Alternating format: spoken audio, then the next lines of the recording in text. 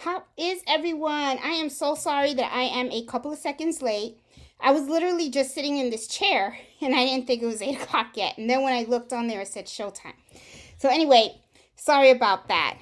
I was like daydreaming and stuff like that. Actually, I got a lot of stuff going on. So, anyway, guys, thank you so much for joining me tonight. I see we already have people on. Hi, Liz, Lucy, Yolanda. Hi, Miss Wade. Hey, Norma. I see Trisha, Miss Max, Cheryl, uh, Porta. I think I said your name right. Sorry if I screwed it up. I'm pretty bad at names and stuff. And it's probably a real simple thing to say, too. Hey, Trisha, how are you? So, this weekend, I decided, that I was going to talk about needles. And then I figured while I'm talking about needles, you can't really talk about one and not the other, right? So I said, all right, let me talk about needles. Let me talk about stabilizer. Let me talk about fabrics, different type of fabric types. And then, I figured we could just have like a good conversation with everybody. Hey, Miriam, how are you? Get to watch us. Whole thing feeling kind of tired and stuff. Able to watch us ugly. What? I didn't understand. Hey, Miss Forrest, how you doing? So, okay. You know me, okay? I'm just going to start talking, sharing all the information that I can. And then I'm going to go through the chat and answer any questions. If I say anything, okay, that wrong, that you guys disagree with, or you had a different experience or something like that, put it in the chat. Put it in the chat. I really want us to share, okay? I want this to be a learning experience, not just for you guys, but for me too, okay? Because sometimes I make mistakes too. And, it's all a learning process, right? So, like I was saying, I wanted to talk about needles because one of the things that happened was someone had posted on the Facebook group about they were having trouble with hats. And they were breaking a lot of needles and stuff like that. It didn't dawn on me that they were not using a sharp needle when they were embroidering their hat. And that's why they were breaking their needles. And I was thinking to myself, there are so many different variations of needles, different types of types of needles, sizes and everything, that sometimes it really can be kind of difficult to figure out what is the needle that you're supposed to use for a particular project, okay? Now, a lot of times with embroidery, right, sometimes people have that misperception that you just pop things together in a hoop and you put it under a machine, you press a button and you go. And it's like so wrong of how they think of the process because, once you know what you want to do, you have to actually plan, okay? There is a lot of planning that goes behind embroidery before you actually hit that go button. And picking the right needle is one of the things that during the planning process that you have to decide on what you're going to do, okay? Which needle you're going to use, along with which stabilizer you're going to use. You have to be familiar with the type of design that you're doing, whether it's a light design or it's very dense. And then also you have to think about the fabric that you're going to be embroidering on. So, it's so much, and there's so many different variations of so many of the different things that are involved in the process that it can get kind of daunting, and it can really kind of like, mess you up or, kind of discourage you. And sometimes what we do is we end up learning through a lot of trial and error, okay? So one of the things that I wanted to do was to talk to you guys about some of those things that are part of the planning process before we hit that go button, so that you can kind of have an understanding of what the different types of needles and fabrics and stabilizers and all that kind of stuff are, and the different variations, and also try to have a better understanding of when to use what, okay? So first, let's start with our needles, okay? Now, I'm going to tell you, while I was sitting here just staring and stuff, one of the things that I was actually thinking about was, what did I do with my piece of paper, okay? I had a piece of paper with a bunch of the sizes down, and I had some information down to share with you guys, and now I don't know where it is. So I'm going to just say it off of memory, okay? And if any of you guys that are in the chat know that I said something wrong or something like that, point it out, okay? And also, I am going to pull up some information on the screen also for us to look at together, and that's gonna help you to learn about where I get my information from, okay? So let's talk about needles. All right. Now, one of the things that I did, and thank God I did this, is I pulled all the needles that I have, okay, that I use, okay, all in front of me. So I'm going to go through each of the packages one by one, and I'm going to talk to you guys about the needle, what size, what type, and what I bought them for, and what I'm actually going to use it for, what I do use it for, okay?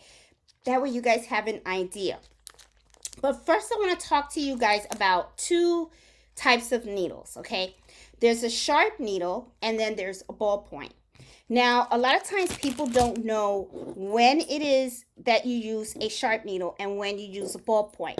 And I wanted to talk to you guys about that so that you guys have an understanding about the two differences, okay? A ballpoint needle, when you think of a ballpoint needle, I want you guys to think of it like a ball, okay?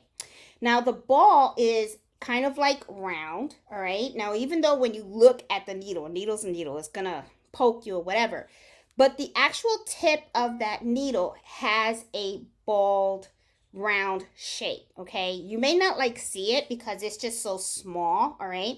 But it has like a little round shape. So what happens is when you use a ballpoint needle to do embroidery, what it does is it slides between the fabric, okay?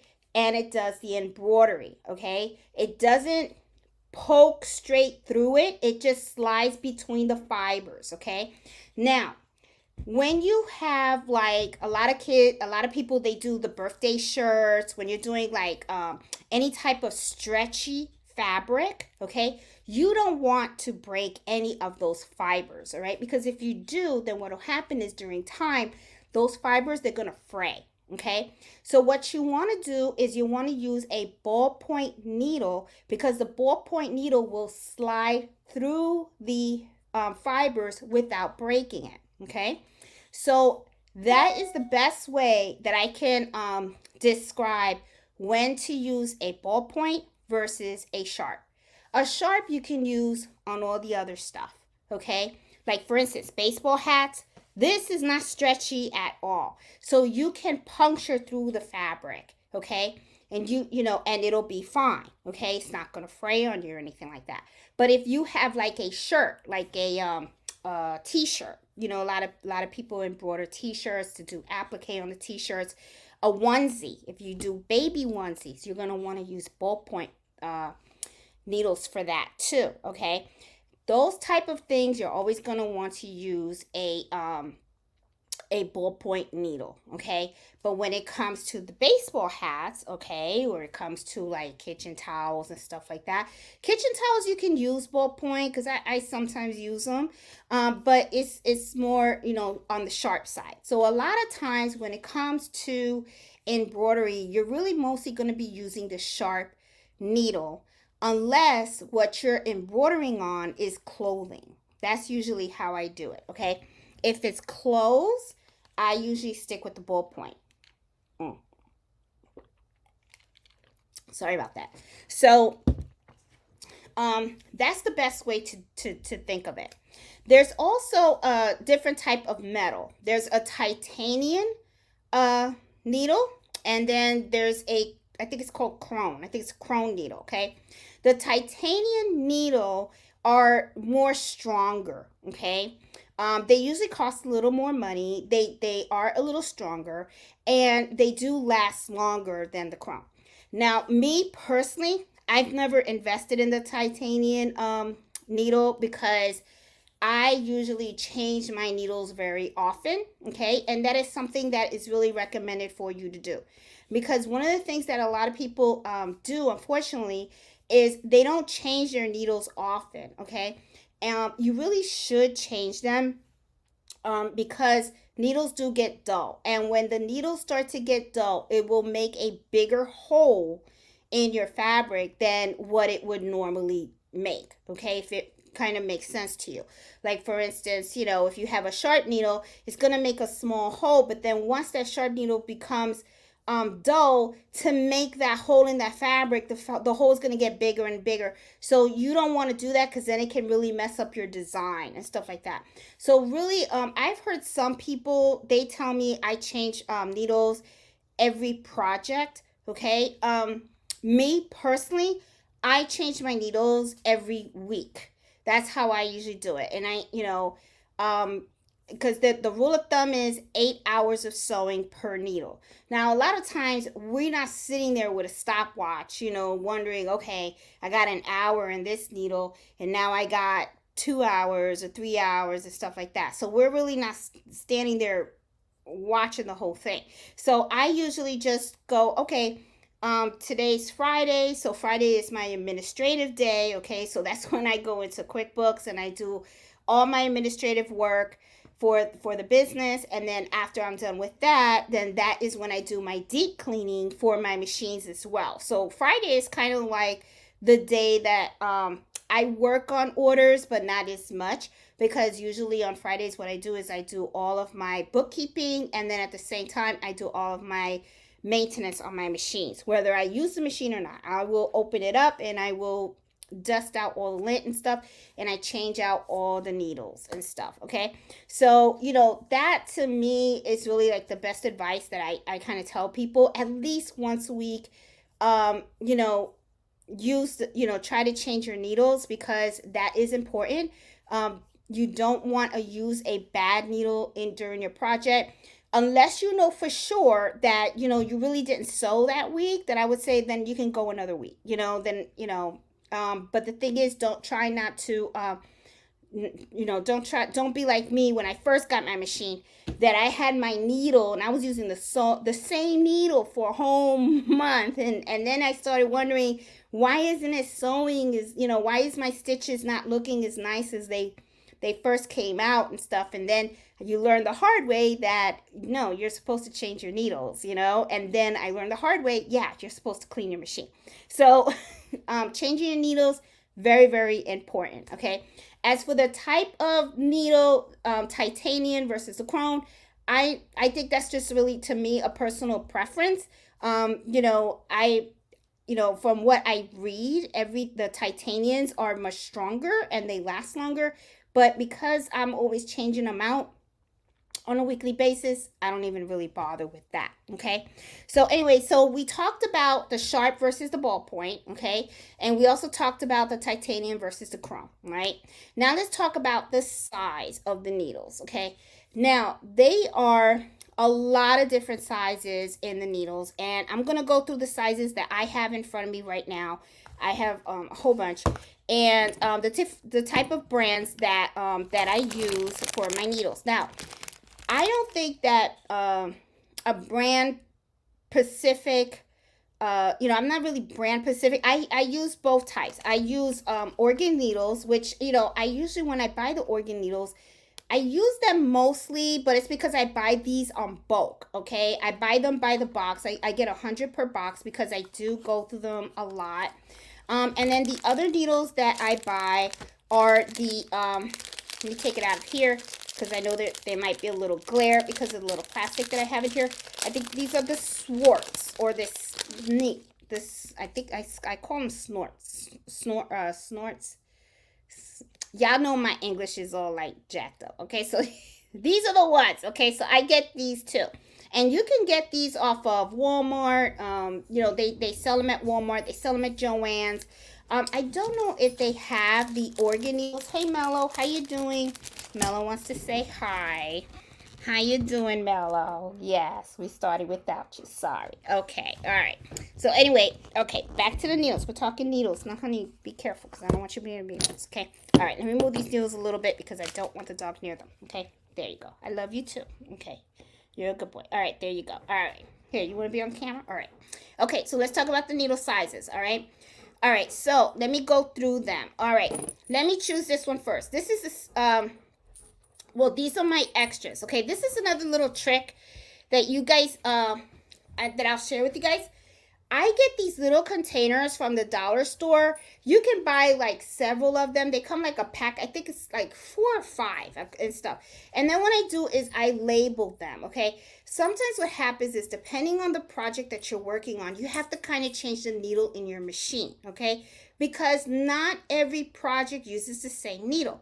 So, for instance, when I have a customer that comes in and says, hey, I need to get some logos done on some shirts, right? And the logo has small fonts. I have to use a 60 weight thread, okay, which 60 weight thread is very thin. And with the 60 weight thread, I use a 65/9 needle. Now, these are the ones that I use. They're from Oregon, and I'm sure that other one has it too. But here, let's see if I can pull one out. This is the one that I have. It's a 65/9, okay?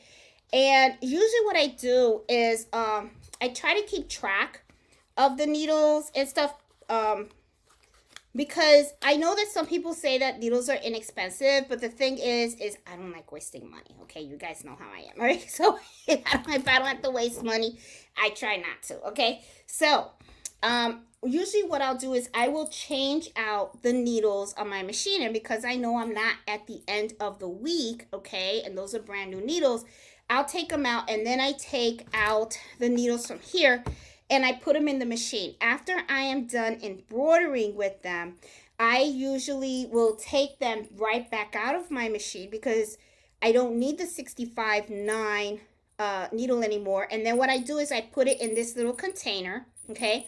And then what I'll do is I have a little notebook. I keep a little notebook. Where's my notebook? Sorry. All right, I know I'm all okay. See, I get these little notebooks. You can get them from the dollar store. And in here, it's like my little diary. And then I will write down the date of when I last used these, okay? And for what project. So it kind of gives me an idea of like, did I use these needles for like an hour? Did I use them for 2 hours? Something like that. So I kind of have an idea of how long I use that needle, okay? So usually this is what I do, okay? So I have the 65/9, and the 65/9 needle is something that I always use for small fonts. And whenever I am embroidering with small fonts, I always use a thread that is a 60 weight. Now, a 60 weight thread is much thinner, and because it's thinner, it doesn't need like a big eye of the needle. Now, when we're talking about the eye of the needle, I'm talking about the little hole that's in the needle where the thread goes through, okay? So a 65/9 has a smaller eye, and also the point is kind of smaller as well because it really doesn't need to make a big hole in there, okay?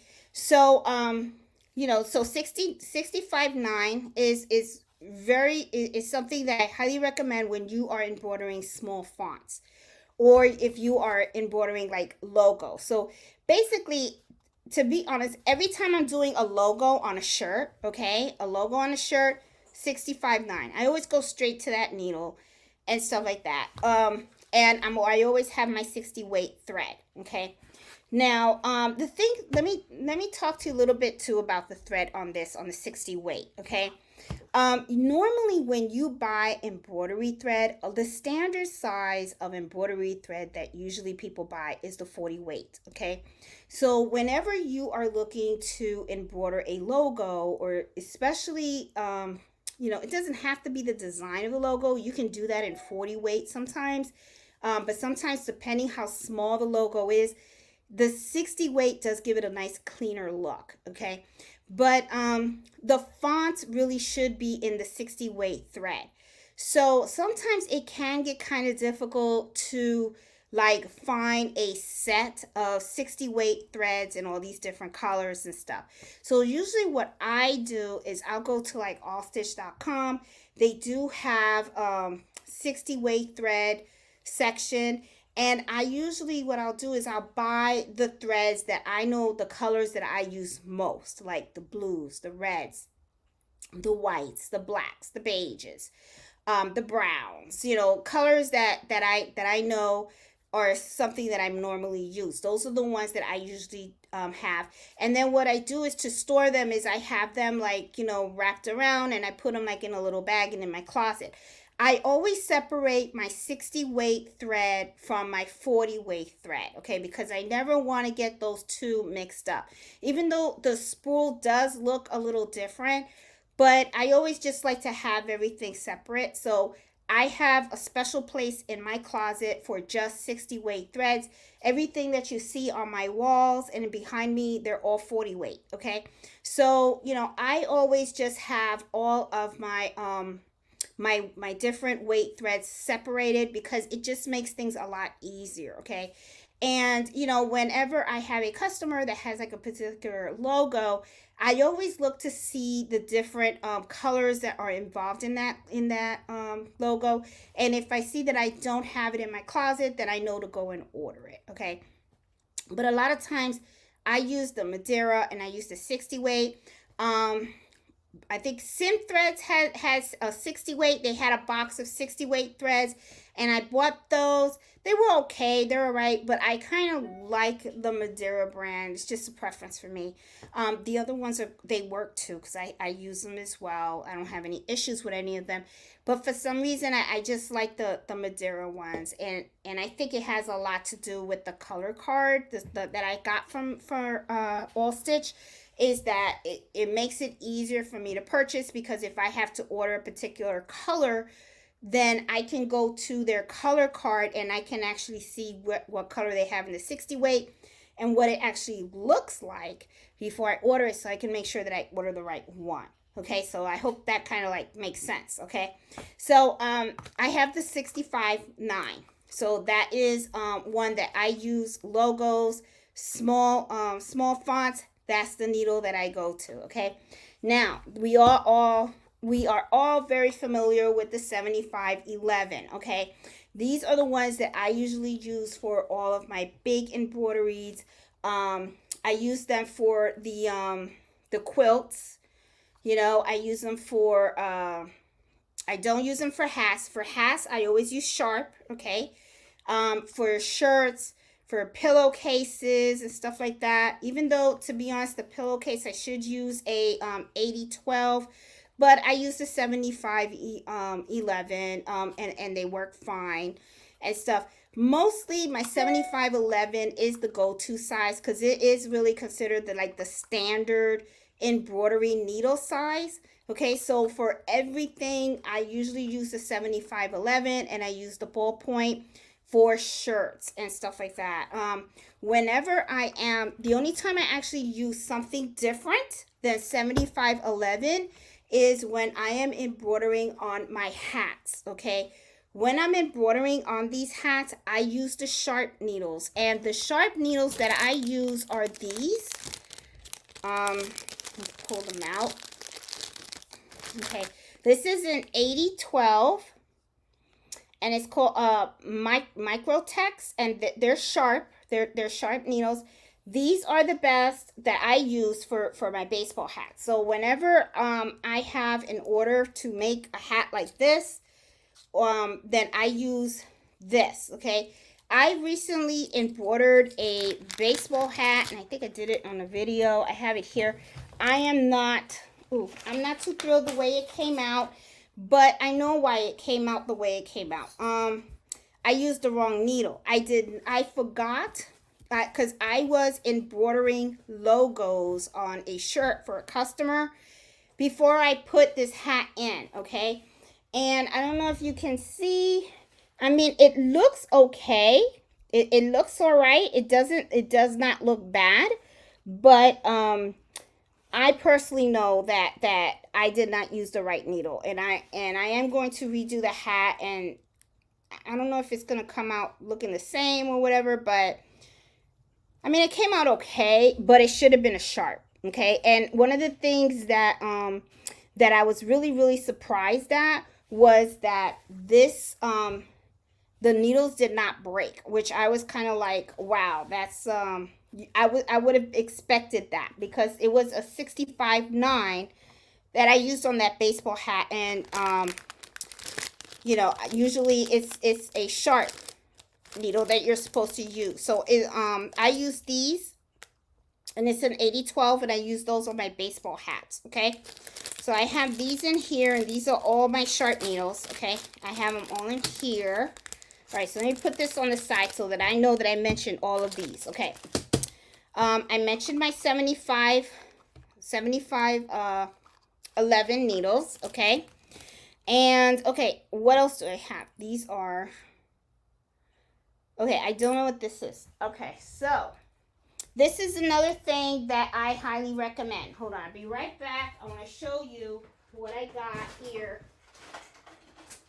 Sorry, I didn't mean to.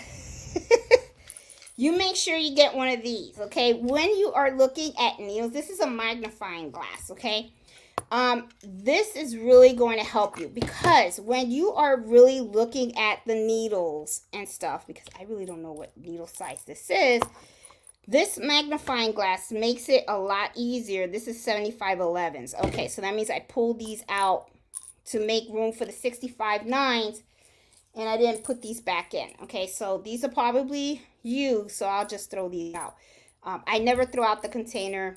I have a pill box, okay? So if you have like, you know, medicine or whatever, and don't, you know, when you finish the pill box, keep the pill box, and then all of your old needles, put them in the pill box, and then when the pill box get full, just take the pill box and just throw them away, okay? That way nobody gets hurt in, you know, the garbage guy or anybody that touches the garbage bag. You don't want them to prick themselves. So anyway, yeah, always get a magnifying glass.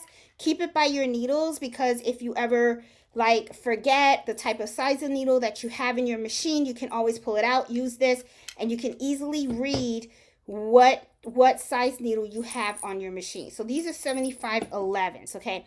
Now, I also have a serger, you know, for my embroidery machines, I always use the sharp needles, the Microtech, the 75-11s, or the 65-9s, okay? Now, I have a quilting machine. I have the Juki quilting machine. And I also, you know, whenever I am sewing on my Brother SC1900, what I do is I use an 80-12 machine or a 90-14 machine. I mean, not a 90-14 machine, a 90-14 needle size, okay? And these are the ones that I use. They're from, you know, Organ Needles. So this is the one that I usually use. And I use this also, the 90-14, I use this when I'm using metallic thread, okay? Metallic thread is really, really delicate. So, you know, from what I've read, you use a needle with a larger hole, eye, you know, I say hole, but I mean eye. You want a needle with a larger eye, so that way the metallic thread, because it's so delicate, doesn't get caught up in there. Because if it gets caught up in there, then what will happen is you're going to end up with a thread break, okay? Also, when you're sewing with metallic needles, I use the 90-14, and at the same time, I also slow down the machine. That's really important as well. Don't run the machine at the top speed, okay, when you're using metallic, because it really it causes a lot of tension with the thread and the needle, and you're gonna have a lot of thread breaks. So a lot of times what I usually do when I'm using metallic thread is I always run the machine at least 500 or 400 stitches per minute. Now, does that mean the machine's going on a little on the slow side? Well, yeah, it is. But you know what? I mean, I actually love sewing and I love embroidering. So if it takes me an extra 10 minutes, I'll take the extra 10 minutes, because the way I look at it is, in the long run, you end up getting your project done a lot faster because you don't have those thread breaks. Because if you are running the machine quick and then you have a bunch of thread breaks, you're going to be spending a lot of time repairing those thread breaks. So I'd rather just let the machine go smooth at like 400 or 500 stitches per minute, and let it take its time with no thread breaks. And to me, I feel that you'll be done a lot quicker than if you were to just rush it and then you know, didn't use the right needle or didn't use the right the right speed. Now, can you use metallic thread with metallic thread with a 7511? Yes, you can. The thread will fit through the eye and all that kind of stuff, but I would strongly recommend that you just slow down that machine. Don't rush it, because you can do it, but you might have some thread breaks. Okay, so I've done it before, and I've experienced thread breaks with it, but when I changed the needle to a 9014, then I had less thread breaks on that as well. Now, the 9014 and the 8012 is usually best for sewing. Okay, so for the sewing portion on my Brother SC 1900, I use the 8012 just to sew. But when I am quilting, I do use a 9014, and on my serger, I use a 9014 as well. Okay, so those are the sizes that I have. Yep, these are my sharp needles. Let me see. Okay, another needle that I have that I think is pretty neat. What is that? Okay, that's 9014. This is 8012 and 9014. I have a lot of these. Okay, another needle that isn't really a sewing needle, but something that I have along with my other needles is I have something called a snag repair needle, and I do have a video on the channel on how to use these. They are not that expensive, and this is to me like a one-time buy type of needle. So I recommend getting these. These are for when you have a snag on your fabric, and you can repair it. And I do have a video on how to use these needles. I recommend these. I remember I saw them in Hobby Lobby. I picked up two. I got one for me and one for my sister. I don't even know if she knows how to use it yet, but anyway. But she, it's something that is really neat, especially for towels, because I do some kitchen towels. Sometimes a towel can have a little snag.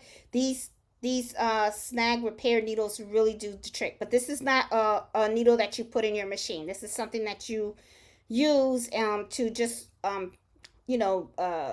repair snags on your fabric. Okay, so let me see. And this is 90. These are my 9014. Are they? Are they all? Yeah. Ooh, I got a lot of these. Okay. Yeah. All right. So now, one of the things, and I'm gonna just say it up front.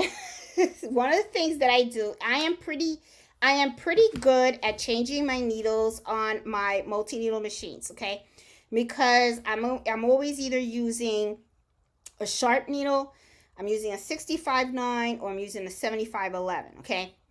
When it comes to my Juki, I'm always using a 9014, the quilting machine. When it comes to the serger, I'm always using a 9014. My SC 1900, okay, is like, I feel really bad for that machine, because what happens is I'll be embroidering and I use my 75.11, or I'll use, the sharp if I'm doing a hat on there. And a lot of times I am really, really bad at changing the needle as I change the project on my SC 1900. Sometimes I'll just take something and I'll just like put it in there. And then if it doesn't look right, I'm wondering why. And it's because I didn't even bother to check the needle that I had on the machine. And I didn't change it to the appropriate needle that I need for my project. So that kind of sucks. Anyway, so, but I just want to let you know, I make that mistake all the time, okay? Now, threads. There are a lot of, there's like, I think there's 3 types. I'm sure there's more. I know there's rayon thread, there's polyester thread, and there is metallic thread. Okay, metallic thread is usually because people like that little shine and stuff. I remember at first, a friend of mine, Harmony, she discovered metallic thread, and she was just all about the metallic thread, and she kept telling me, you gotta try it. So then I was like, fine, I'll try it. Now I know why she likes it so much. It really does give it some bling, okay? Then there is rayon. Rayon is pretty shiny as well, okay? But the most economical type of thread is the poly. And I use the polyon thread more often than any other. I do have some rayon, and and it does have like a little extra shine on it, but I just didn't find anything like, oh, it's so great about it, So I was just like, I bought some because I just wanted to see, but I didn't think it was like that great, So I was just like, okay, why spend the extra money, So I have been very into the polyon, okay? As for the metallic, I do have metallic thread. And most of my threads are 40 weight. The only thread colors that I have that are 60 weight are usually colors that I use for logos. And the 40 weight is fine. When it comes to sewing, I always use 50 weight sewing thread. It does make a difference. I was guilty of using like, oh, I have this extra embroidery thread, let me use that. I have used that. And it's okay, it does that, but you know what, you should really use the right stuff for the right project. So what I did was I went on Amazon and I just bought like a whole box of different types of colors of sewing thread. And that is what I use when I do quilting and all that kind of stuff and everything. So I do want to share my screen with you guys because, and hold on 1 minute because I have to set this up because I didn't get a chance to do that. I want to, there you go, Chrome tab. There it is. Okay, I'm going to share this. And let me see. There it is. All right, cool. I wanted to show you guys, if you look over on the, I know my logo's in the way, man. Okay, well, let me see. Can I move it down a little bit? Well, let me see. Let me go here. I think I lost you, didn't I? Because it opened up a brand new tab. It did. It opened up a brand new tab. Anyway, okay. Well, that's fine. All right, so I wanted to show you guys right here, and I'm hoping that you guys can see me, and because I don't think Miss Banks is on tonight, so she can call me if I lose you guys. But let me go on my iPad so that I can make sure that you guys see what I see and stuff, because I wanted to show you, there was a chart that that I found. And let me go over to ScreenYard because I do know that you guys can see that. Okay, so if you look at your screen right now, you're going to notice that all the way underneath my logo and stuff, they have something called fabric type. It says needle, and then the next column over in blue, it says stabilizer. Okay, so this, one of the best ways to figure out if you're working on something, right, and you don't really know, oh, hey, Jill, I just saw. The needles I use for my surgery is the 9014. Okay, I'm going to, okay, I'm going to focus. I will get to the chat, okay? Now, oh, I lost train of thought. Okay, the blue is the stabilizer, okay? It tells you what type of stabilizer to use. Now, there is something that I have always used, and I've mentioned this in the past. There is an article. If you Google Fabrics 101 Stabilizer and Design Guide. Let me put this here so that way you guys can see it. Okay, if you Google this is from, I think I got it from Embroidery Library Design, okay? One of the things that this does is I recommend you print this out and you keep this by your machine because it has the exact information that you see in that chart, in this chart over here, where it has fabric type, needle, and stabilizer, where it has the blue. It will tell you, it talks to you about the fabric, the type of stabilizer that you're going to use, and also the type of needle. Now, the thing also that I like about this article is it also has a column, okay, and let me take this out so that you guys can see. It has a column where it actually talks about the design. Now, this column right here, when it's talking about the design, it's talking about the design of your embroidery, okay? So it tells you what is the best type of design for you to choose when you are working with a particular type of fabric, okay? Because I always say not everything should be embroidered completely, okay? Like for instance, I sometimes do logos on some shirts, but I try to make sure that those logos are light designs, not extremely dense. Because one of the things that I find is that when you are embroidering a logo on a shirt and it's a very dense design, once the person puts it in the wash and they take it out, then what's going to happen is that design is going to, it doesn't, you use cutaway stabilizer, it'll keep the stitches in place, but it gets a little like wrinkly, right? So they would have to like iron it down. If a design is very dense, my recommendation is always to use a patch, okay? Create that design into a patch and then have that patch either sewn or glown. I was going to say glown. You believe that? Okay.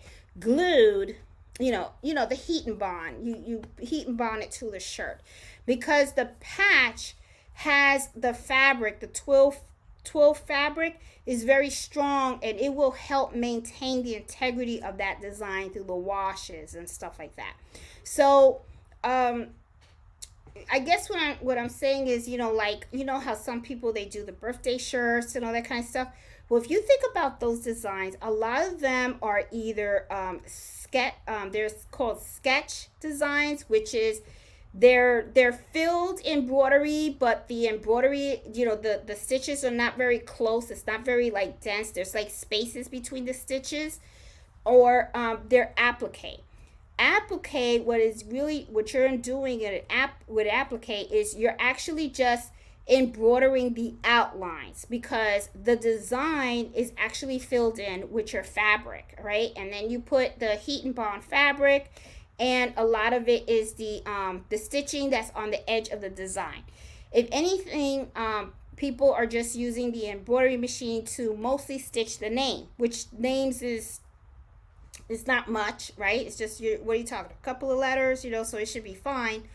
But when it comes to certain designs, you have to be thinking about how dense is that design, okay? Because the more dense that design is, you have to start thinking about the type of fabric that you're embroidering on, and you have to also think about your needle and your stabilizer as well.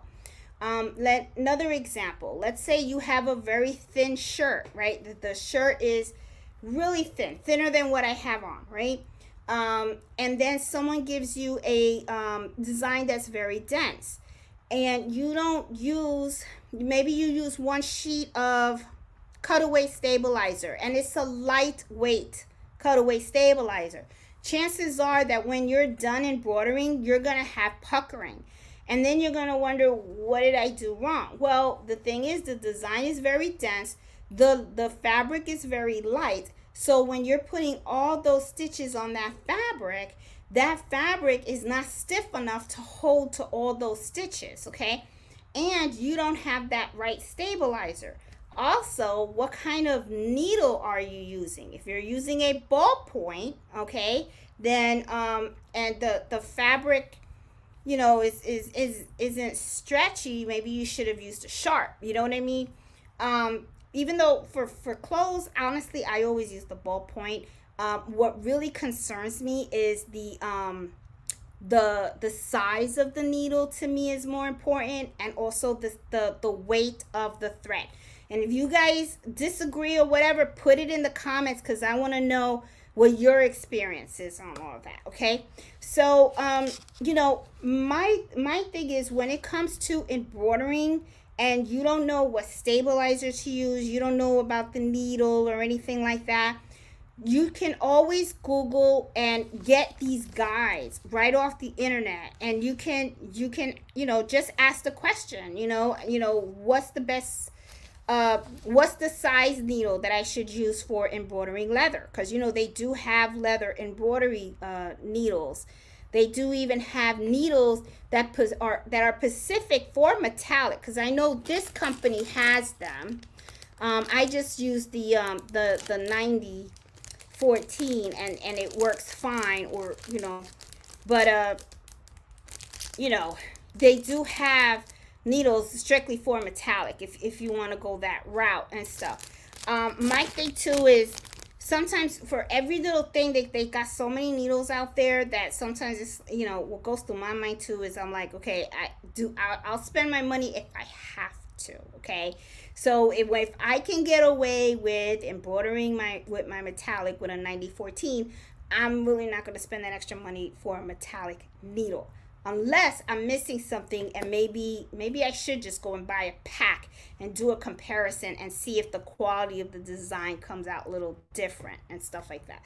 So let me go down the chat and stuff and see if you guys have anything that you want to share and stuff. Oh wow, the whole hour passed and stuff. Let me see. I see Liz, I see Lucy. Hey Yolanda, hey Miss Wayne.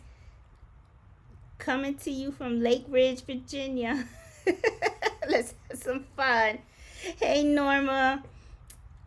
Hey Trisha. Hey Cheryl. Hey Miriam. Okay, I saw. Hey San Diego, California is in the house. Alice, Sassy. Hey Eartha. Hey Miss Diaz. Hey Okigao Customs. Moving away from t-shirts and going to towels. I've already sold 4, which is a big deal for me. Congratulations and stuff. And I have to tell you, Okigao, I actually love doing the towels. And this is the reason why for me, okay, everyone does what, you know, you have your own niche, right? Everybody has like their own little specialty of what they love to do. Because the way I look at it, that's what this is all about, right? You want to embroider what you love to do. The reason why I like the towels and the dinner napkins and really home decor is because you don't have to really worry too much about sizes. When it comes to clothing for you know, for children or for adults and stuff like that, you have to worry about all the different sizes and all the different styles that are out there available, okay? And I don't really want to deal with all that inventory, right? So to me, it's like I'll do kitchen towels, and I only use one brand. I only offer 2 colors. When it comes to my dinner napkins, I do have more variety, but the thing is, I don't have, like, you know, I don't buy like hundreds of them. I just have enough where I can cover an order or 2, and then later on I can go ahead and buy more. The baby quilts, I ran out. I have some, but I have very few, and I have to keep them handy because I can't sell those blanks because I need them, because I do sell a lot of these baby quilts locally. So when I have someone that comes to me and says, hey, I need a baby quilt, I need to have them handy and stuff. But I do have some ordered. But congratulations on your 4 sales. I think that's awesome. Get ready to sell some more, okay? Hey, Miss Shirley, how are you? Hey, Jill. Oh, from Rhode Island. My sister used to live there. She went to Johnson & Wales University and stuff. Let me see. Hey, Baby Shower Place, how are you? Hey, Leslie. Hey, Iris. Let's see. I'm really glad you're covering this subject in depth. Scares the daylight out of me when I see the brand new embroiderers buy a machine and think all the knowledge comes with the machine. And it doesn't, Miss Forrest. You know, the knowledge actually comes the more you practice with your machine, okay? You know, my sister right now is having a lot of fun. I surprised her for Mother's Day, and I got her the Brother SC1900 for Mother's Day. So she was like really super shocked. And now she is having the time of her life discovering embroidery. So she is now learning about all of it, and it's kind of fun because she always is texting me and sending me pictures of stuff that she's doing, And she had no idea, Miss Forrest, about all the different details of the, like she didn't know she had to buy more needles, when I bought her the machine, I bought her a kit of embroidery threads and 1 pack of stabilizer. Now she's learning that depending on what you're doing, you're going to need different stabilizers. And then she started to learn about the topping of the stabilizer that you put on top of towels. And she did one towel without it, and then she saw that the stitches sunk in. So she, you kind of learn through experience, through the mistakes, and she's really having a lot of fun with it. But you are right, you get the machine and it can get a little intimidating, and then when you start learning, you start to realize, oh my God, this is a lot.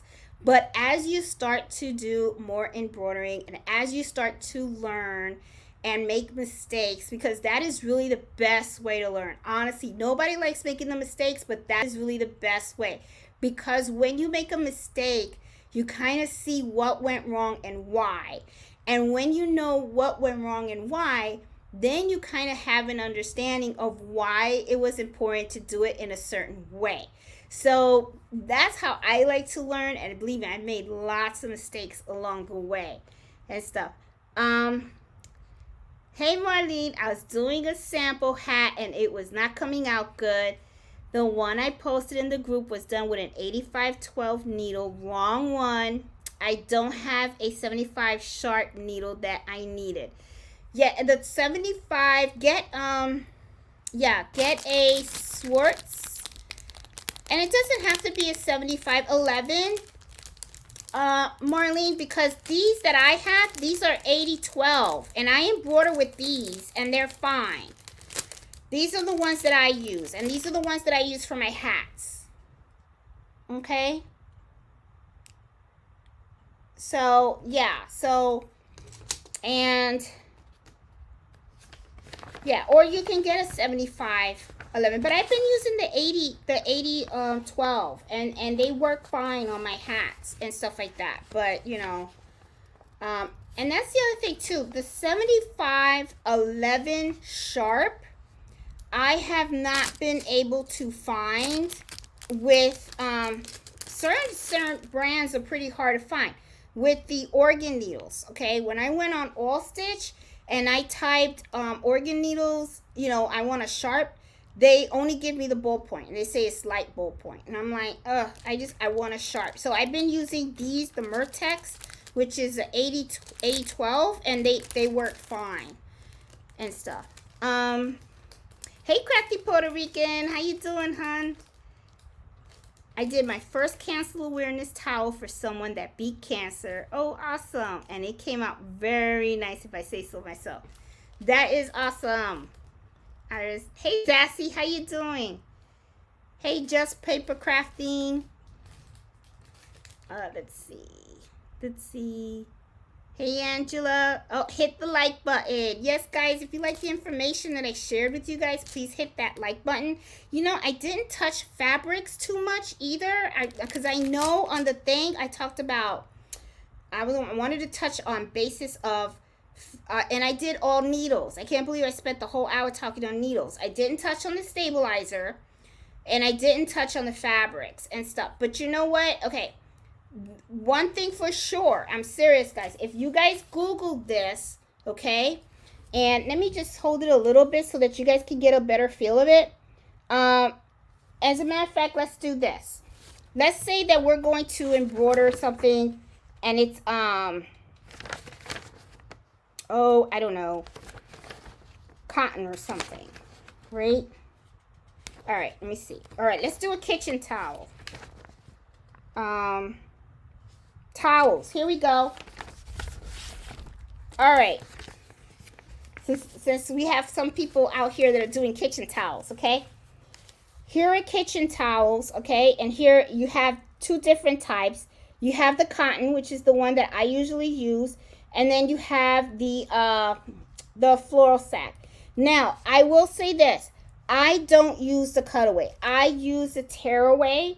Okay, but the kitchen towels that I have are more decorative, so I don't imagine them as going into the washing machine all the time. And so I use tearaway. I don't use it the cutaway, but here it does say for the flour sacks that you can use the tearaway. Okay. It says the designs you can do low to medium. Okay, and then it says to use 75 sharp. Okay, so I usually use my 75 ballpoint. I don't really use the sharp, but they come out okay. And stuff. So, but I would use this as a reference, just to to get an idea and stuff. But a lot of it you learn from experience. You really truly do. And like one of the things when I was looking through this list is I saw that like I was looking up like, well, what if you wanted to do leather, right? Like sometimes someone has a leather bag and they want something embroidered on it. Even though I'm gonna be honest, I have not embroidered on leather, because I did have a girlfriend that she wanted to buy a leather bag, and then I said, well, okay, let me see, where did you get that bag from? She didn't order it yet, but then she showed it to me. It was a pretty pricey bag, and I was kind of like, oh, I don't want to chance it, because it's an expensive bag, and then you mess it up, and stuff. But when I looked over here for leather, it says cutaway, and sometimes they have something called specialty needles, right? So here, like, they have an 8012 leather needle. See, so they actually sell needles for leather, okay, and stuff. So there are a bunch, they have specialty needles. I heard something about a top stitch needle also. Top stitch needle, I heard sometimes is very good for metallic threads as well, because the eye of the needle is a little bit bigger, so the metallic thread falls in fine. But when I use my 9014 needle for metallic threads, or my 8012, they work just fine. I don't get any thread breaks or anything like that. But it could be too that maybe I'm not getting the thread breaks because I really slowed down my needle a lot. I mean, I don't slow down the needle, I slow down the machine. Okay, so yeah, so let's see. Let me see and see. Hey Susan, how are you? Hey Jill and stuff. It's funny with your Spanglish, girl. Let me tell you, but people understand what I'm saying. they do, I talk my genetics and stuff. Hey Iris, beautiful puppy. Oh, thank you. That's our baby. And Mello turns 2 this Sunday, so I am pretty excited. So I'm gonna have to take him to the park and stuff. So we're gonna have to spend Sunday together and stuff, because that is, even though we spent every day together, because I love that dog and stuff, that's my boo-boo. Let's see, Jeanette, what's a good size for webbing for the dog collar?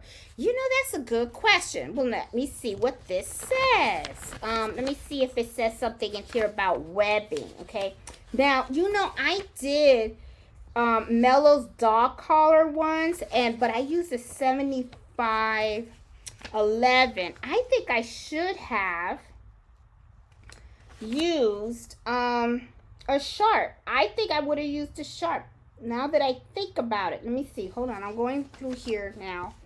It does not say. It says like wool, or is it waffle weave? Maybe it's, no, waffle weave is like the top. Let me see. Vinyl oilcloth. It says 75 11 sharp for that, but it doesn't say anything about the weaving. Hold on. Burlap 75 11 sharp. It's funny when I see all this, a lot of this has 75 11 sharp as the needle of choice to use on a lot of this. Canvas is 75 11. Denim, same thing, all sharp. The leather sharp. It does not have webbing on here. Let's see. Okay.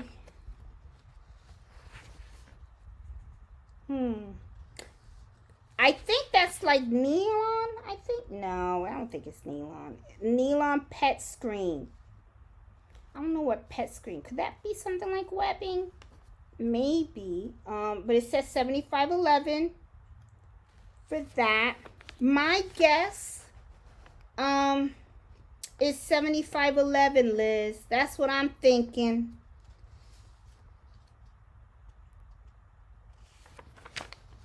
Spandex is 7511. Straw hats. Yep, 7511 sharp. You know what? Let me see what I can do. Hold on 1 minute. When all else fails, you go to Google, right? So let me do that search for you and see. Because now I'm curious too. Because Mello got a new dog collar. And I want to embroider his name on his dog collar. So let me see.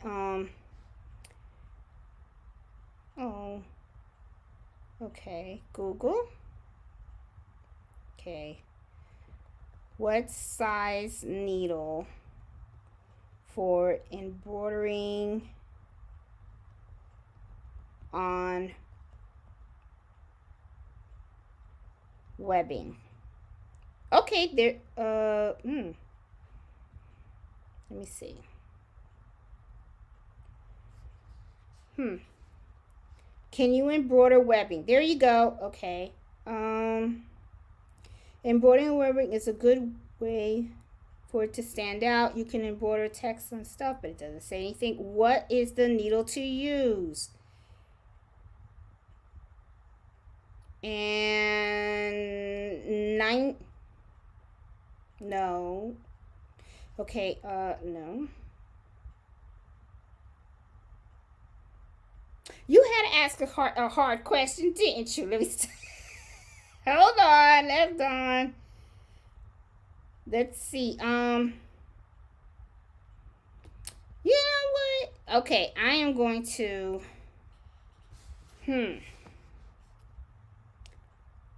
let's see. Sewing needle for webbing. There is, nylon webbing. I see 8012. Oh no, okay, all right, there you go. I got it. I got the answer. Okay, a heavy duty a heavy duty universal needle works best for sewing webbing. Follow your sewing machine's instructions on how to install a new needle. A size 90-40-14 or 116 needle works well for heavy fabrics. So there you go. So if you have a 90-14, or you can go as high as a 116 needle, that works best for the webbing for embroidering webbing. That is, yeah. There you go. There you go. That's your answer. So, you know what? Thank goodness I have a bunch of 90-14s, because I guess this is what I'll be using for Mello's new dog collar and stuff, because he turns 2 on Sunday. I can't believe. I remember when I got him as a puppy. He was so little and everything, and he had those sharp teeth, and he was biting everybody's feet and everything, and we all had to buy all brand new pants because he put a whole bunch of holes in everybody's pants and sneakers and all that kind of stuff. And now, you know, he's turning 2. They grow up, I tell you. Before you know it, he'll be going to dog college. You know, what can I say? All right, so there's your answer, Liz. And so 90-14 or do the 116 needle. And so, but I would just do 90-14. That way you can use your 90-14 for quilting too. You don't have to just use it for the webbing. That's what I would do. And so, hey Lynette, how you doing? Hey Donna. Okay, hey Iris. Especially if your needles break while embroidering. I broke about 5 in one stitch out. Yeah, you have to, yeah, always do your research whenever you're going to embroider, because you want to make sure that you're using the right needle, because that is where you're going to get a lot of needle breaks and stuff like that. So, and this is the other thing too, stock up on your needles, because the last thing you want to do is be embroidering and then you break the very last needle that you have. Okay. And what's really weird is I never thought that you would be buying as many needles as I actually buy, because I mean I go through needles like crazy. So I usually buy like 500 needles at a time. Okay. Because I have in my between my multi needles, this is like 16 needles right here, and then I have 16, 17, 18 needles. So every week, not even, no, I'm not really, no, if anything, I'm changing 16 needles weekly, because on these, definitely every week. On the Juki and on my SC1900, I change that bi-weekly, because those are the ones that are sewing nonstop. These two do sew a lot, but I can only be in front of one machine, right? So I don't sew that much. You know what I'm saying? So, um, and my sewing really kind of still sucks. I really have to get better on sewing, even though I have a sewing guide and I use a ruler, and sometimes I'll use a ruler with a pen and I'll draw the straight line. I don't know how I manage it, but I always got a little curve in there. So, yeah, quilting is not going to be my thing. Okay. So I think when I quilt, I got to make sure that I'm quilting for me, because if I give that to somebody, they're going to be talking about me, like they're gonna be like, I don't know how the hell this girl's a mess, but hey, let's see. Hey VJ, hey Sharon, how you doing? Oh, Australia and stuff. Hey Jill. Hey, I keep a notebook also. I call it my embroidery Bible when it comes handy. I take notes and watch any videos that I get tips. Yeah, and Miriam, this is another thing that I do with my embroidery. This is something that I always have in the little cart. But if I don't have it in front of my computer, I have it by my cart. And in the back of my notebook, this is just something that I do. I have like a little maintenance log, okay?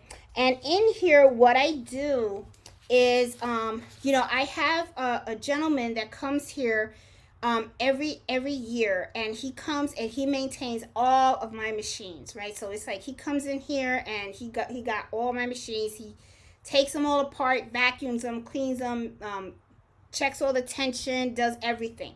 But when he comes, I always pull this notebook out and I keep track of any type of issue that I have with any machine. Like if I have a wiper error, or if my needle threader broke, or I find anything funky that's happening with any of my machines, I always write down the date. I always write down the error and what needle I was using, what thread I was using, and stuff like that.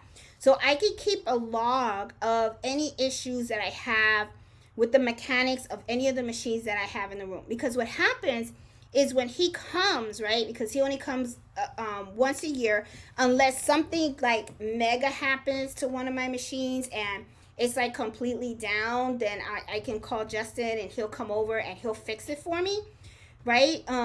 But when they come to do the maintenance, a lot of times he's gonna, the first question that he always asks is, okay, Jeanette, how the machine's doing? So if I have wiper errors, and sometimes at the moment you don't really remember, right, what error you got, when you got it, and at what machine, especially when you have a lot of machines. And so what I usually do is I have my little log, my maintenance log, and I start from the back of the machine, the book. I was going to say back of the machine, the back of the book. And then I just write down the date, okay, and the error, and on the needle position. Like right here, this isn't this year, this not this May, but I had a wiper error on needle number 4, and I put down that I rethread the machine. And I called Susie, for advice on how to try to get that fixed and stuff like that. Now Susie is the lady that she owns Susie Quill Shop in Manassas and stuff. She's really great. So sometimes she called for advice and stuff.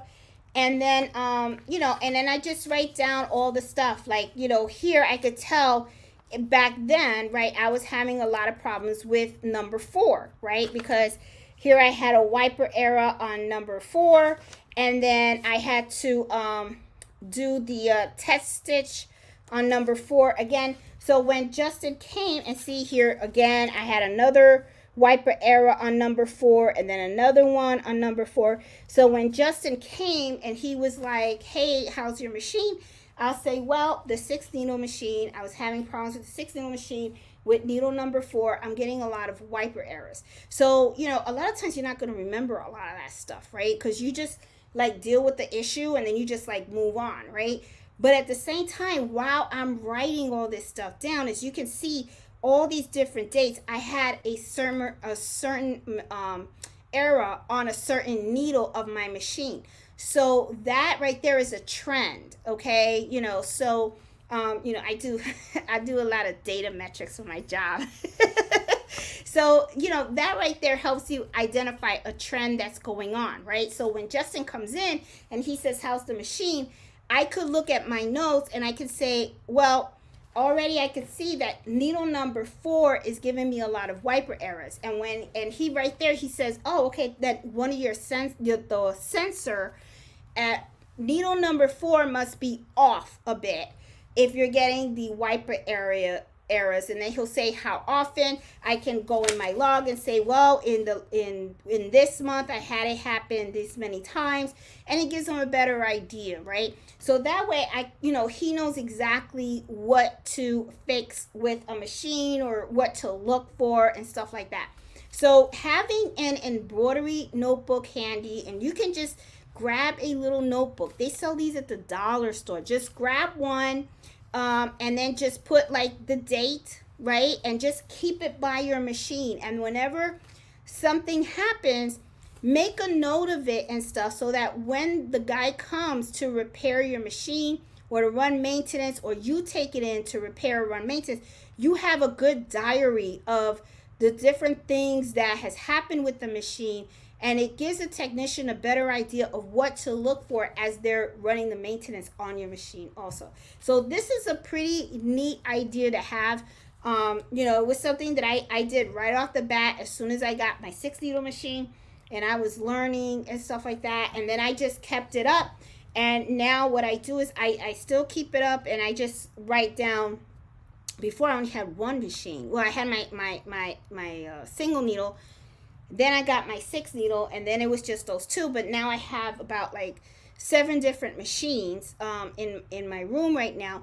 So I have, and he services all 7 of them. So, when an error happens, I always make sure I write down what machine I was working on.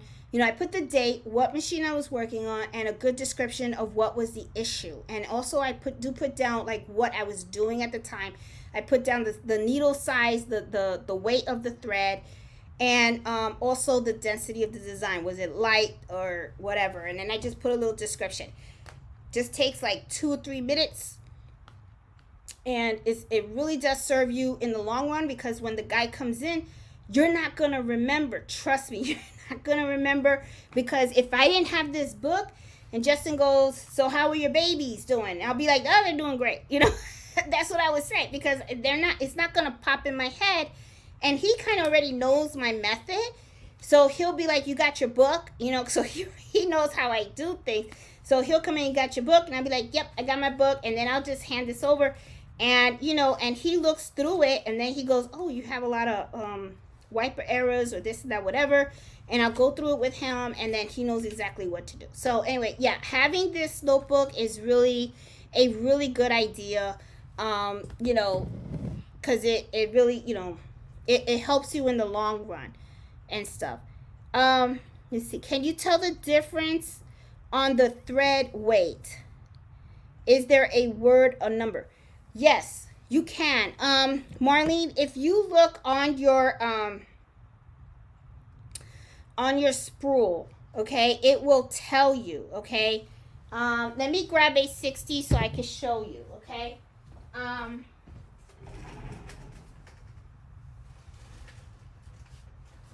All right. Okay, here I am. All right. Now I'm just going to show you what I have in front of me because I have the Madeira thread in front of me. Okay. This is Madeira thread, and let me show you. Right here it has, trying to make it. All right. See right underneath lot. Okay. Hold on. Trying to, let me get a pen here. Okay. Right here it says lot. And then right there it says number 40. That's the weight. Okay, that's not the number of the color. That's the weight of the thread. It also says it's polyester. Polyon. Right there, polyon. This is the color, COL. This is the color of the thread, which is 1830. Okay. And it's a number 40. That's 40 weight. Now, these are my 60 weight. Now, the 60 weight combs are smaller because you got to remember they are much thinner. Okay. This is the Madeira thread. Okay. This is the number of the color. And, oh, sorry. And then see, it says 60. So this is 60 weight. Okay.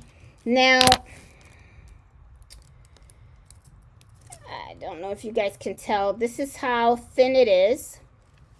And I'm going to try to lift the 40 weight next to it and see if you guys can see. I don't think you can tell. This is a 40 weight. And this is a 60. Oh, I'm trying to do it so that you guys can see. I don't think you guys can really tell the difference. But you can feel it. I feel it. I know when I'm touching this, I feel it. This is very, very, very thin. Okay. And then here is the 40. And I don't know if you can tell right off the bat. Let me see if I can hold them both. All right, guys. Let's see. I don't think you can really tell. But if you were to feel them, I guess, yeah, I don't think you can really tell. I don't think you can really see the visual. But if you were to, seriously though, if you were to feel them, then you would know the 60. Because this feels a lot thinner. I'm trying to put this back in here. There you go. Yeah, but these are all my 60 weight. And it's usually the colors that I usually use for customers and stuff. And I do have some sim threads that are 60 weight as well. But as you can see, and these are the big ones. These are the big combs of the 60 weight thread, okay? So, these are the biggest I found in Madeira, and I got them from All Stitch, and these are the big combs of the 40 weight. So, yeah, I don't know if I put them next to each other, if you guys can really tell the difference and stuff like that. But this is 40, and this is 60. So these are the ones that I use for the logos and stuff like that. But, yeah. And they last. These last for a long time and stuff like that. So, okay. So yeah, Marlene, you can tell the difference. You can feel it. I know you probably couldn't really tell too much of the visual, but it does say it on the spool if it's 40 or 60. Okay. Let me see. I do the same with my lightly used needles, but before I put them in the bottle container, I felt marker on the top shelf mark is used yellow. Low orange, medium used is usable. I think when you, okay, that is one thing that I do notice, Susan, that you mentioned. When I'm using these needles, this brand actually has colors. And this is what she's talking about. Let me take one out. And I'll take it from this box right here because this box is open. Or do I have a sharp? Hold on, I have a sharp. Hold on. Okay, hold on, guys. Sorry.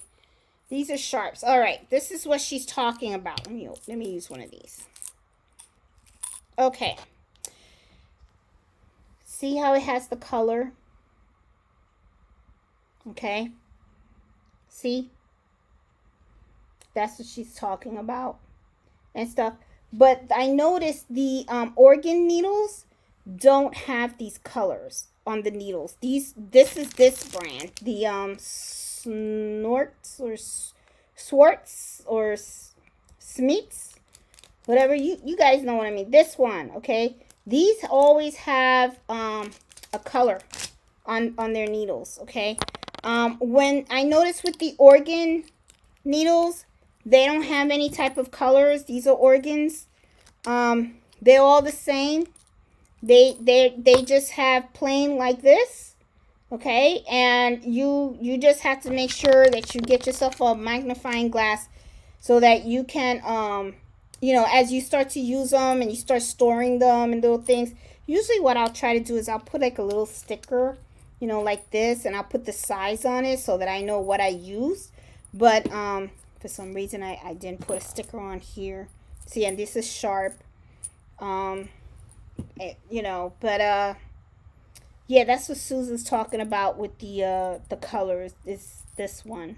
I mean, not this one. This is organ. I'm talking about this one, the source. They come with a little color coded thing. And this is the other thing too, guys. If you go to the organ website, you know, sometimes when you go to the company's website, you can they have their own charts of the needle sizes and the needle types. And the same thing with this company. If you go to this company's website, you can end up finding they have their own charts of their own needles and stuff like that, and their own recommendations of what type of fabrics to use and all that kind of stuff. But you know, I mean, as time goes on, though, sometimes you would experience. Sometimes you can deviate a little bit from what they recommend and stuff like that. So it's just as you start to embroider and you start to learn about the different types of needles, you start to get an idea of what to use when, you know. Let's see. Hey Barb, how are you? Let me see. I use the thread colors that I use. Superior thread had the bottom line 60 weight thread. Oh, I have to look into that, Susan. Is Superior Thread another brand? I'll have to look into that. Because I really, you know, I do struggle a little bit with the 60 weight, you know, finding certain colors on the 60 weight thread, you know. And, you know, the 60 weight thread is really, really popular, especially when you're doing logos, and I do a lot of those, and I've been pretty lucky to find the colors that I need for the logos that I use. Hey Barb, oh, I use LU Trapos 60 weight thread for embroidery. It has regular colors and metallic. Oh, I'll have to look at that brand as well. Gotta run, check back later. Hey Marla. Let's see. I use the magnifying glass. Yeah, that really does help. What size needle do you use to embroider on the baseballs? A sharp. I use a sharp. The sharp. My sharp is the 8012. Okay, but if you could find 7511 sharp, use that. But I use the 8512. Now, the thing is though, 8512 though, wait a minute, scratch that, what I said about the 7511.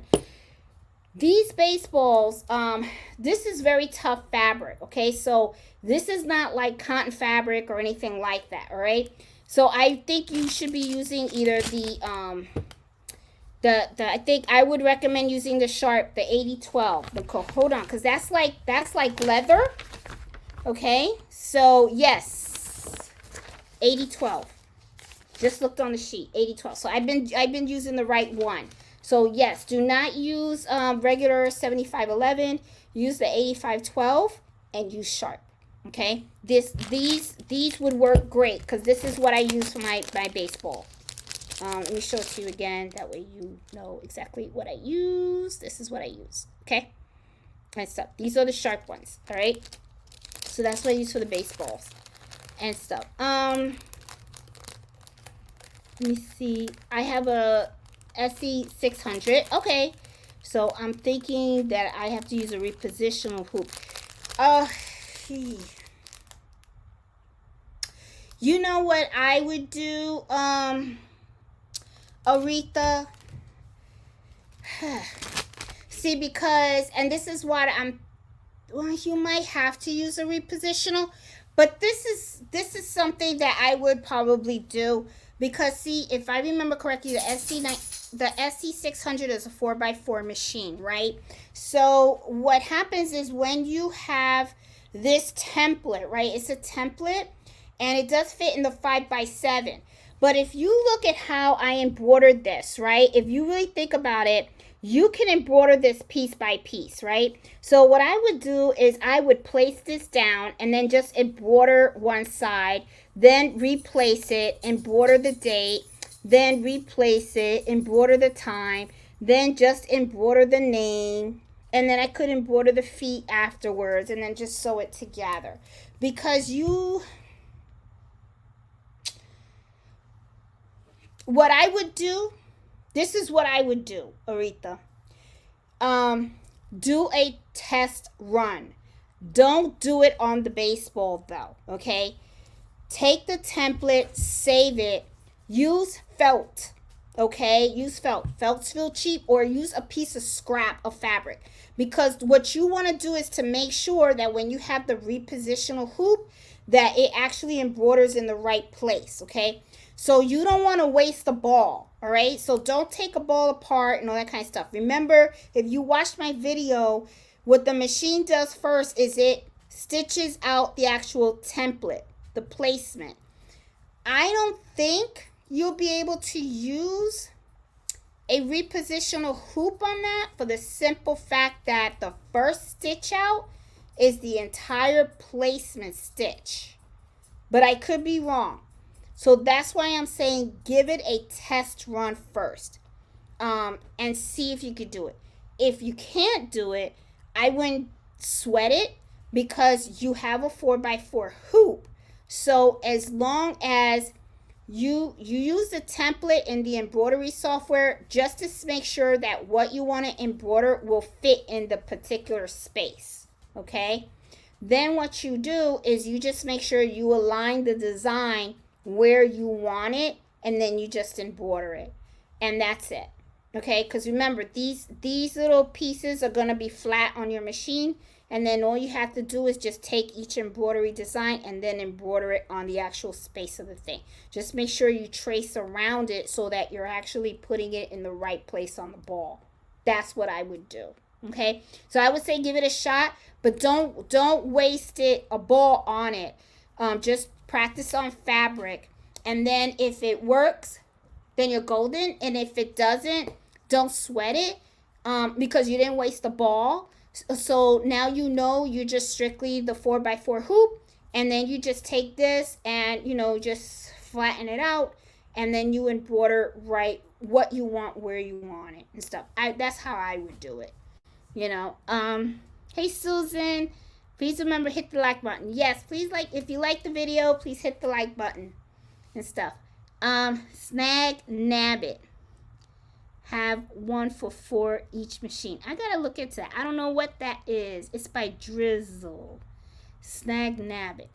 Never heard of that one. I'm gonna have to look at that one, Susan. That's a new one. Rayon thread. Yes, I have rayon thread.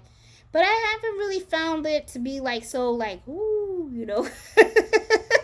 I don't know. I mean, maybe it's just me and stuff. Let me see. Oh, I think I messed up. Okay.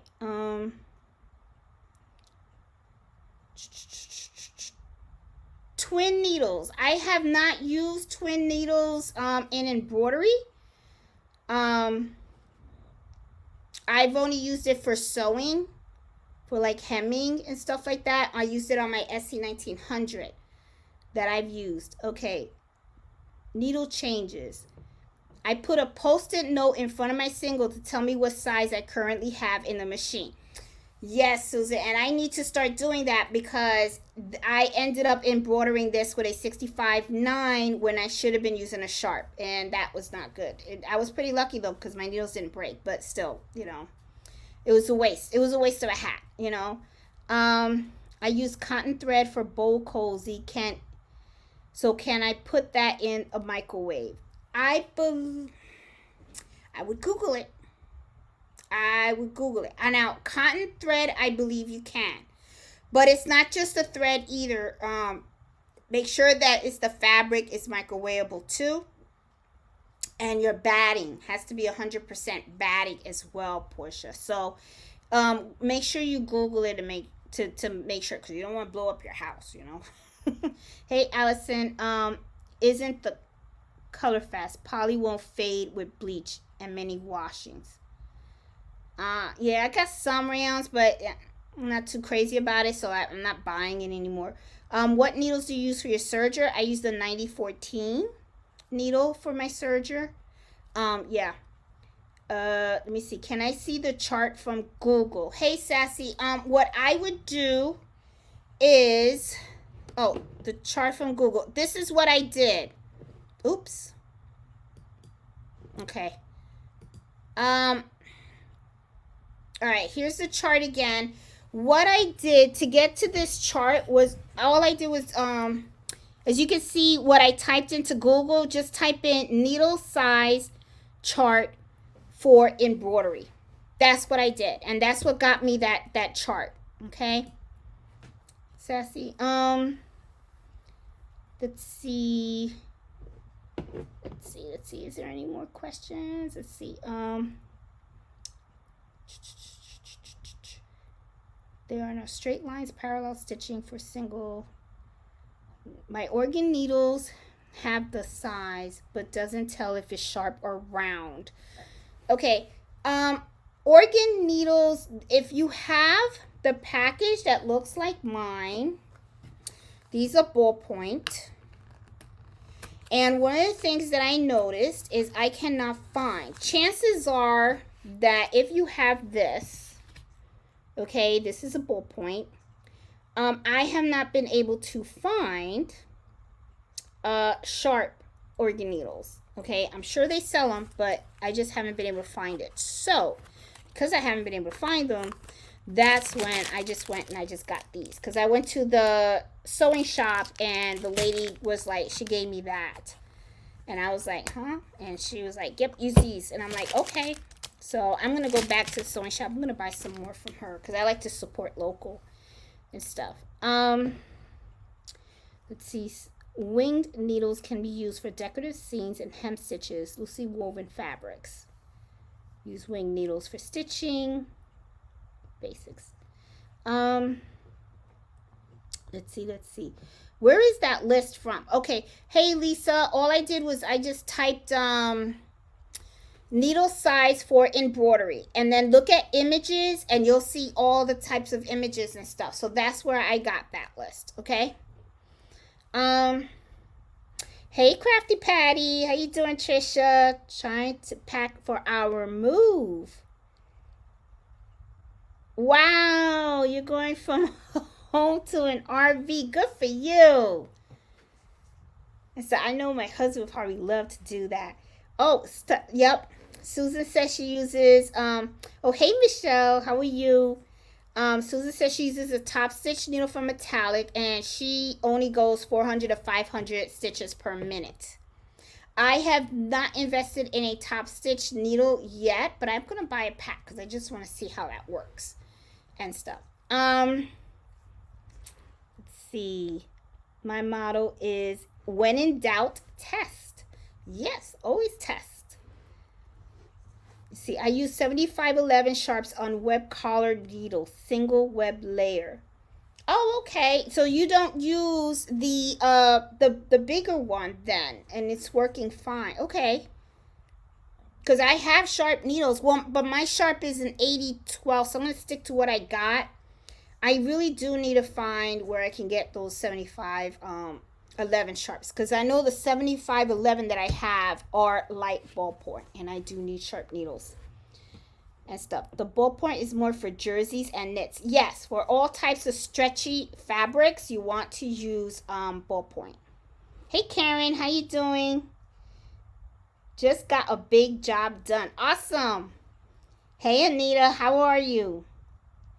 Suggestion is a 90-14, but I use the 75-11. Ah, okay. What is the size needle to embroider on jersey knit fabric? Well, I can tell you right now. Jersey knit fabric, 75-11 or an 80-12 sharp or embroidery needle. Yeah, jersey knit. And they said use cutaway and make sure your design is low to medium complexity design.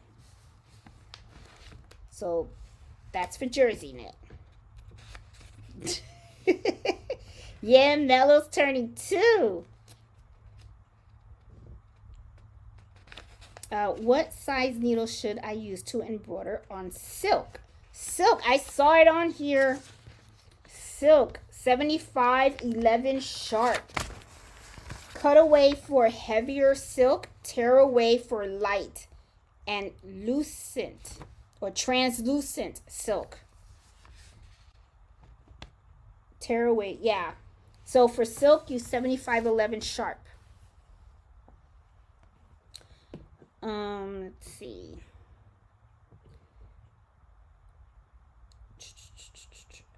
Let me see. I would never have to buy needles again. My mother is a sewer, and when she passed away, I was the beneficiary of her sewing. I have more needles than I could ever use. Although I wish. Oh, Angela, yeah. I'm sorry to hear that. And stuff. I go to the 6510 needles. Yeah, I use the 65-9 needles a lot. I have not tried the 7010s. No, haven't done those yet. I have everything for embroidery needles to multi-needle machines and sewing needle machines, garment to industrial needles for my industrial machines. I need a notebook for my... Oh, she keeps a notebook for her machines too. And stuff. Hey Debbie, how you doing? Hey My Adventures, how you doing? So I think I got... Oh, I got more comments. Okay. I think she said... Yeah, 60 is thinner. Yes, Debbie. 60 is thinner. So if you have like small fonts and stuff like that, use a 60 weight thread. Not a band marked on needles. Actually write the needle, mark it as used. Have you ever used 60 on thinner napkins? Yes, I have. I have done it, but I use 40 also. I use 40 as well and stuff. Now, when I was doing the handkerchiefs, Trisha, I was using the 60 because the handkerchief's very, very delicate. So, what my dinner napkins, they're pretty thick. So, I could use a 40 weight thread and it's fine. Hey, Forrest, have a good dinner and stuff. Snack. Dang. It's like, oh, I guess what you guys are calling this snack tag. Is this a snack tag? Let me see. What just says snack repair team? I got this from Clover and stuff. Is that what you guys calling the snack tag? Because I'm like wondering, like, what's a snack tag? So this, so I guess you guys are calling this a snack tag and stuff. Let's see. Is there anything else? I think I got everybody. Did I get everybody? Yeah, I think I did. Awesome. Well, guys, it is late. It is 9:30. Once again, you know, went 40 minutes over the time and stuff. But I wanted to share all this information. I should have went through with fabrics and all that kind of stuff, but I didn't know it was going to take so long talking about the needles and stuff like that. But if you do get this article, and I strongly recommend, I mean, this is something that is really, really neat. It's called Fabrics 101 Stabilizer and Design Guide. Just Google it. And then it will tell you about the fabric, the stabilizing, the design, and the needle to use and stuff. Just use it as a starting point and stuff. And if you're always in question, also, like someone had just said in the chat, always test. I mean, you're having fun, but the thing is, you don't want to mess up your product either, right? Because when you want to start embroidering it, you want to make sure that you got the right stabilizer, the right needle, and the right weight thread. Because that way you have a beautiful project at the end and stuff. So anyway, guys, so I will talk to you guys later. I am going to relax now and stuff, and then get tomorrow I'm gonna probably run around because I got a doggy birthday party for Mello on Sunday and stuff. So I'm gonna make sure I get him a birthday cake and a little birthday balloon. And he is, of course, a dog, so he's probably not gonna know what the hell's going on. He's probably just gonna say, I want my new toy and I want my bone. But I want to have fun with it. So I mean, he's the new kid, the new baby of the house. Okay, so Carlito is grown, so, and everything. So the only thing is, unfortunately, he's not gonna be. Carlito's still at VCU. Hopefully he'll be home next week. But I still, maybe I'll celebrate Mello's birthday again when Carlito gets here. What the heck, give him 2 birthday parties. I don't know. We'll see. So anyway, guys, I will talk to you guys later. If you liked tonight's video, please give it a thumbs up. If you're new to my channel, please consider subscribing. I do all types of videos and on embroidering, sewing, and different types of crafts and stuff. And join our Facebook group and share our ideas, share your projects and all that kind of stuff. So, guys, have a great weekend. Thanks so much for spending your Fridays nights with me. I really do enjoy spending this time with you guys. You guys are just awesome, and I love all the support that I get from everybody. So I will talk to you guys later. Have a good one. Love you all. Bye.